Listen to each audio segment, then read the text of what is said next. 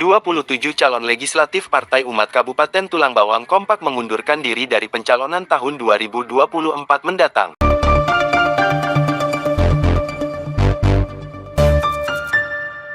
Selamat sore, berjumpa lagi dengan Om Ben. Salam seger waras, tetap seger dan tetap waras.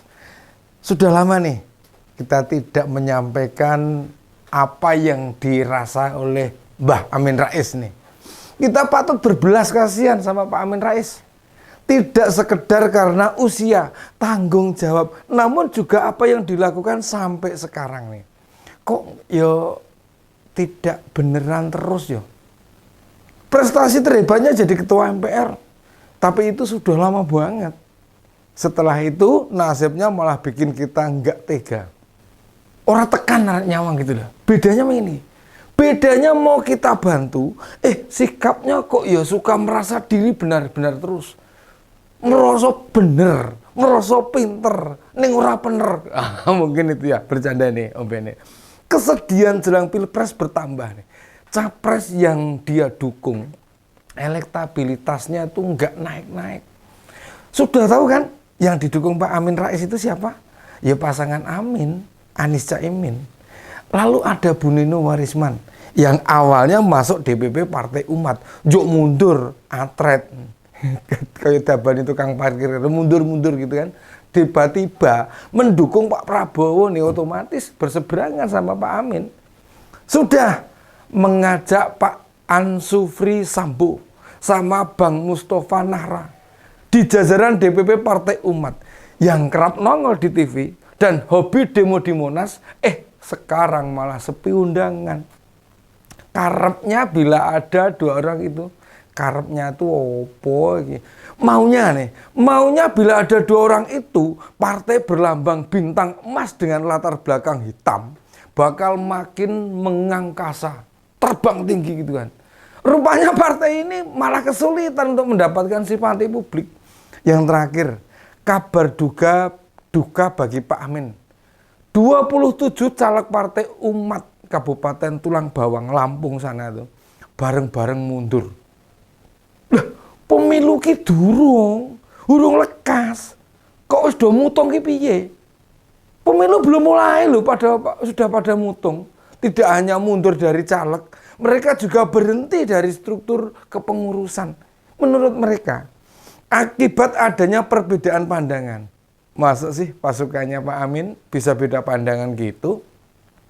Kata perwakilan mereka bernama Sahroni, keputusan mundur disebabkan kekecewaan. Sayangnya tidak dijelaskan perbedaan pandangan dalam soal apa. Apa beda capres? Apa beda cawapres? Apa beda cara kampanye? Meskipun mereka baru, tapi masalah bertubi-tubi yang menghampiri partai ini mungkin bisa jadi introspeksi dong Pak Amin. Dalam struktur kepengurusan DPP Partai Umat kan diserahkan kepada menantunya, Mas Ridho Rohmadi. Itu suaminya Mbak Tasnim Fauziah, ragelnya Pak Amin. Kelasnya sih udah kayak Mas Kaisang lah, ragil, muda, dan sudah jadi ketua umum partai. Bagus, dan mestinya partai jadi nggak lambat manuvernya, iso das-des, sat-set, gerak cepat gitu. Meski begitu, nggak ngangkat juga. Konflik terus mendera Partai Umat. Penting kiranya bagi DPP Partai Umat untuk muhasabah, refleksi, introspeksi. Mengapa mereka tidak cukup banyak diperbincangkan? Beda loh dengan Garuda, dengan PSI, dengan Partai Buruh. Terlihat loh lebih solid. Tak banyak konflik, juga nggak banyak ribut itu. Kalau sama Perindo ya jelas beda. Wong mereka itu punya TV kok. Lagian kapasitas ketua harian Perindo, Tuan Guru Bajang, disandingkan sama Mas Ridho, ya terlihat beda jauh lah. Beda dikit ding, 11-12. Bisa jadi yang kenal Mas Ridho hanya jajaran internal Partai Umat itu saja. Berbagai hal yang dihadapi Pak Amin Rais mesti jadi cerminan kita semua. Dulu pas reformasi ya, Pak Amin ini jadi tokoh yang dikenal luas. Malah banyak berharap dia bisa terpilih menjadi presiden. Ditambah mendirikan PAN, bareng tokoh top nih, ada Pak Gunawan Muhammad, Pak Abdillah Toha, dan lainnya. Sempat ikut Pilpres tuh di tahun 2004, berpasangan sama Pak Siswono Yudhoyono itu. Dari 5 capres, Pak Amin ini mendapatkan nomor 2. Dari bawah, anak-anak Pak Amin, karepnya lagi nih, maunya gitu kan, ikut-ikutan di politik. Bahkan sempat ada yang jadi anggota DPR RI maupun di Provinsi DIY. Tapi ya semua mundur. Soalnya apa? Gabung ke partai bapaknya ini. Mereka terpilih dari PAN. Masa iya bapaknya mendirikan partai baru, mau dibiarkan berjuang sendirian? Sikap ini mungkin yang sekarang ditiru sama Gibran. Ngikut ayahnya. Wong Pak Amin mulai dari membangun partai baru saja, anak-anaknya tuh patuh. Makanya Gibran mencontoh. Pindah partai dan memulai hal baru itu biasa. Bedanya, sekarang Pak Jokowi itu masih punya pengaruh. Sedangkan Pak Amin terus-menerus memusuhi Pak Jokowi. Mungkin bisa kita sebut, dia itu bagian dari Salawi. Apa Salawi itu? Opo-opo salahnya Jokowi. Ya remuk lah kita.